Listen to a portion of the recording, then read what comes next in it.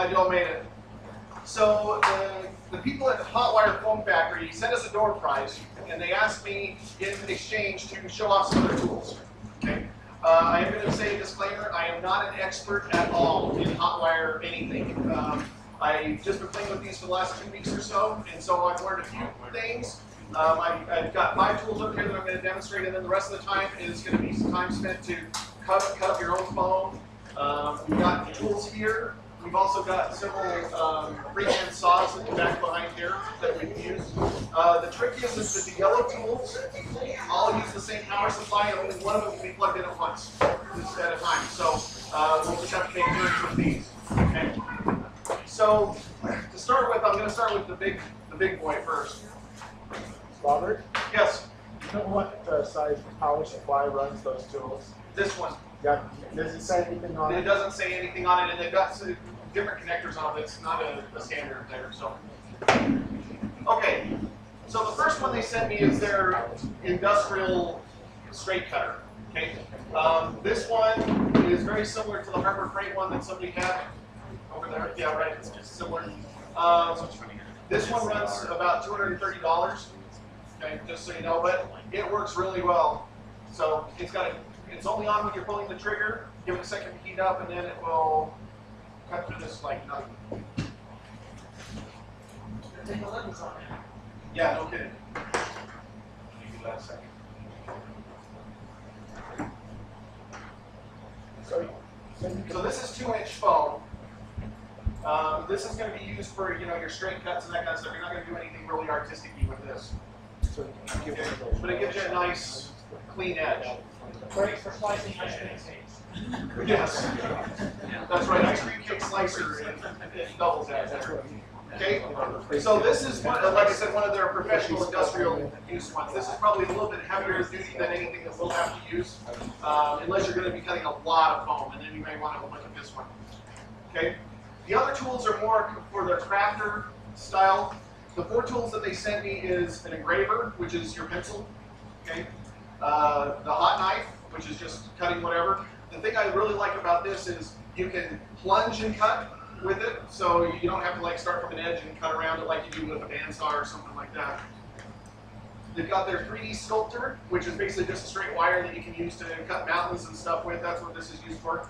And then they also have their freehand router, which has a wire that can be bent into any shape, and then you can cut it along your foam. Some of the things I've seen online that people have used this for is they'll put square shapes in it and use it kind of like to build picture frames, do that kind of a thing. So let me just demonstrate a couple of things here. I'm going to start with probably the 2 tools that we would use the most, which is the engraver and the hot knife. Now there's 2 versions of each of these tools. There's the basic, I can't remember what they call it, basic and pro, something like that. The basic ones, roughly $30 to $35 per tool, but only has one temperature, on and off. The more professional kits come with this variable power supply, which lets you control the heat a little bit. Now, I talked to the people at Hotwire, and they told me that the lower end ones are at the lower temperature end also. And so I got to be honest with you that the lower temperature end really stinks after you tried the higher temperature end. Okay, so if you're thinking about buying anything from them, I would seriously consider buying one of the kits that they sell. So, helps when I turn it on. So this is just like using a Dremel, using a pencil, anything like that. It takes about 15 seconds for it to heat up, and then you can just start drawing. Heat up.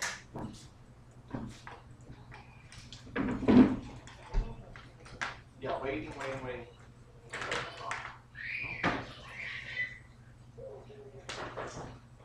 There we go. When you're hot. When you're not, you're cold. Yeah. So basically, you can just do whatever now. I was playing around. I was looking at some videos online, and I found a guy who just posted a video on doing brick with these tools. And what he did is he took full sheets of this, mounts it to his walls, and then draws the brick in with it, and then takes a heat gun over it to kind of melt it and to give it a bricky look type of thing. And so I did the same type of thing here. It just lets you basically engrave anything you can draw. Okay. Now let's see if it's hot. Yeah, there we go. Okay, so you can see you can just, draw whatever. and it's fairly quick. You can. Go. All right.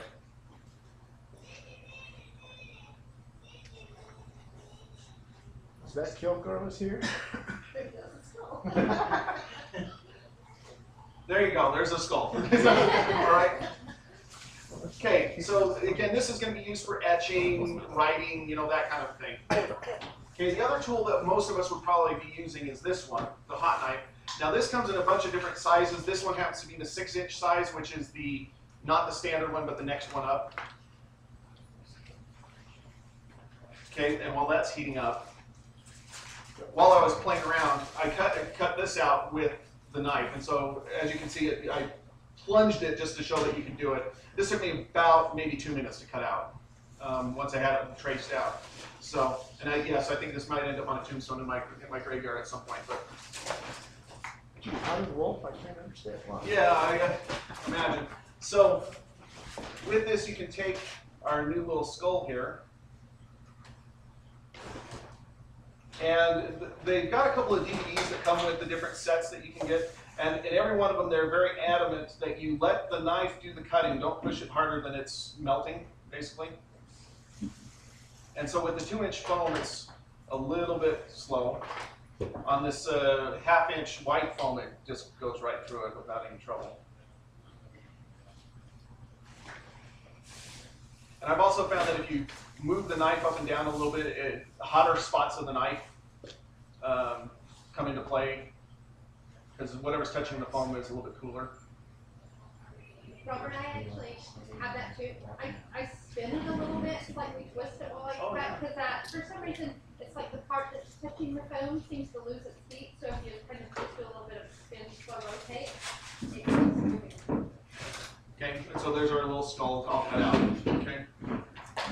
Okay, now, the other two tools are for maybe the more artistic in here. This one, the sculpting tool. Basically, you just move the wire along and you can, do little indentations. Most of the videos I saw using this do things like mountains for model railroads.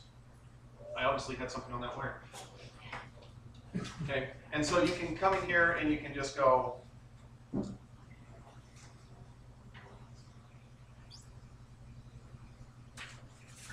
And it gives you kind of that, whatever kind of wavy pattern you want to do. You can also take it along your tombstones and just take off the square ends. There's a number of different ways you can actually use this. This one is not supposed to bend, and I think my screws are loose. No comments. I told you that before. Okay. Now, the freeform router, where I've seen this used, the guy who did the video on the bricks, he actually used this to do the grout lines. Okay, and so I tried to make a tip similar to what he used. Unfortunately, I don't have a big enough piece that I'm willing to eat up doing it, but basically you can just wait for it to turn on.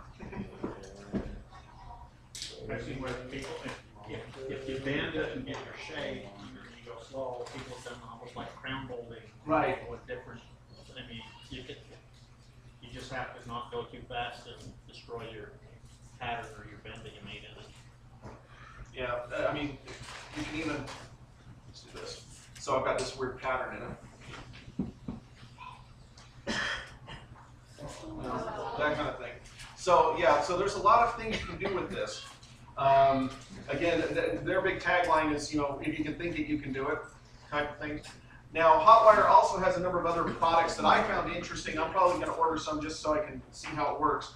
They've got a bunch of glue and coating type stuff that they sell. They've got foam glue that's specifically meant for gluing foam together. If you guys haven't had the opportunity to use the wrong kind of glue on foam, it melts. Okay, there are some glues that work just fine. Theirs works, and theirs can be cut with their tools. Their glue can be cut with their tools also. So you can glue your pieces together and then cut through it if you need to. They also have a couple of mix-ins for coatings that make your tombstones stronger. They've got everything from a rubbery type texture to sand, so you can give it a stone texture. to something that they claim you can shoot with a gun.